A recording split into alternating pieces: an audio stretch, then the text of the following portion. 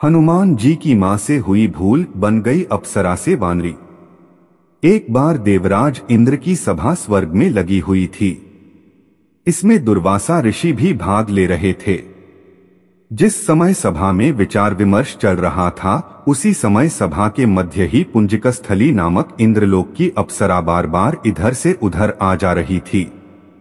सभा के मध्य पुंजिकस्थली का यह आचरण ऋषि दुर्वासा को अच्छा न लगा। दुर्वासा ऋषि अपने क्रोध के लिए प्रसिद्ध हैं।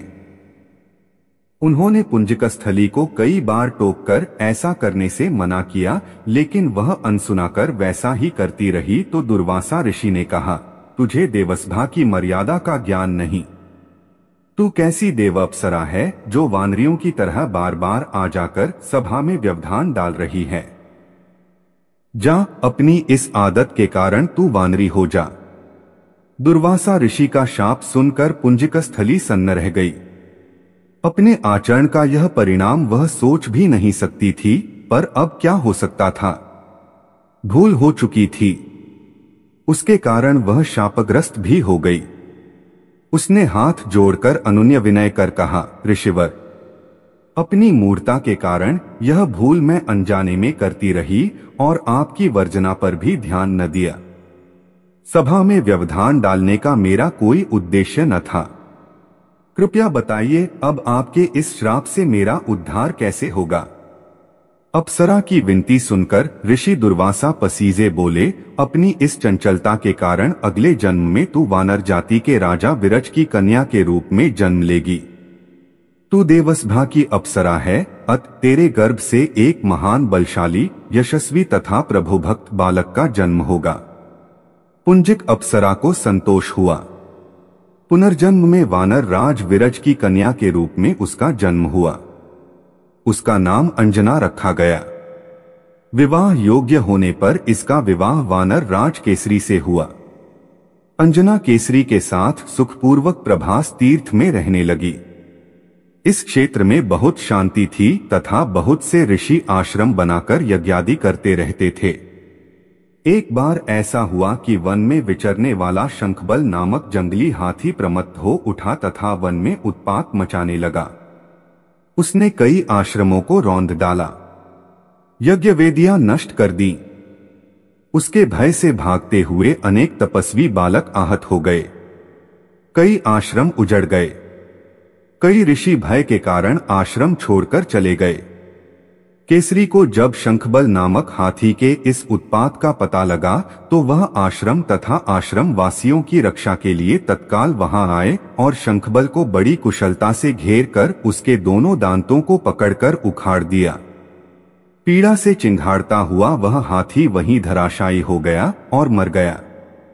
आश्रम की रक्षा के लिए उनके अचानक पहुंचने तथा हाथी को मारकर आश्रम वासियों को निर्भय कर देने वाले केसरी का ऐसा बल देखकर ऋषिमुनि बहुत प्रसन्न हुए और केसरी के पास आकर आशीर्वाद देते हुए कहा, वानर राज केसरी, जिस प्रकार तुमने आज हम सबकी तथा आश्रम की रक्षा की, इसी प्रकार भविष्य में तुम्हारा होने वाला पुत्र पवन जैसे वेग वाला होगा तथा रुद्र जैसा महान बलशाली होगा। तुम्हारे बल तेज के साथ साथ उसमें पवन तथा रुद्र का तेज भी व्याप्त रहेगा। केसरी ने कहा, ऋषिव्रो, मैंने तो बिना किसी कामना के प्रमत्त हाथी को, जो किसी प्रकार वश में नहीं आ रहा था, मारकर आपकी इस यज्ञ भूमि को निर्भय किया है। आपका दिया यह स्वत आशीर्वाद मुझे शिरोधार्य है। केसरी ऋषियों को प्रणाम कर चले गए। समय आने पर अंजना के गर्भ से एक बालक का जन्म हुआ। उसमें अपने बाल्यकाल से ही ऋषियों द्वारा दिए आशीर्वाद का तेज झलकने लगा। आश्रमों में वह पवन वेग की तरह जहां तहां पहुंच जाता। आश्रमों में विघ्न डालने वाले वन्य जीवों तथा दुष्ट व्यक्तियों को अपने अपार बल से खदेड़ देता। अपने इस पराक्रम से वह मदमत्त हो जाता तथा अपने साथियों के साथ वह आश्रमों में क्रीड़ा करने लगता। उसको खेलने से कोई रोकता तो वह उसको भी तंग करने लगता।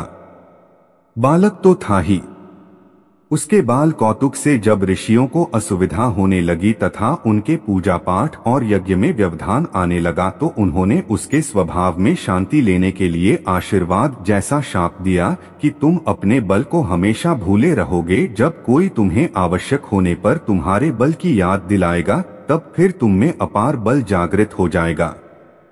इससे वह बालक शांत स्वभाव का हो गया। केसरी नंदन यह बालक आगे चलकर हनुमान नाम से प्रसिद्ध हुआ। सीता जी की खोज के लिए जब कोई समुद्र पार करने का साहस नहीं कर रहा था और हनुमान भी चुप बैठे थे तो जामवंत ने हनुमान जी को उनके बल की याद दिलाई थी। तब उन्होंने समुद्र पार कर सीता की खोज की।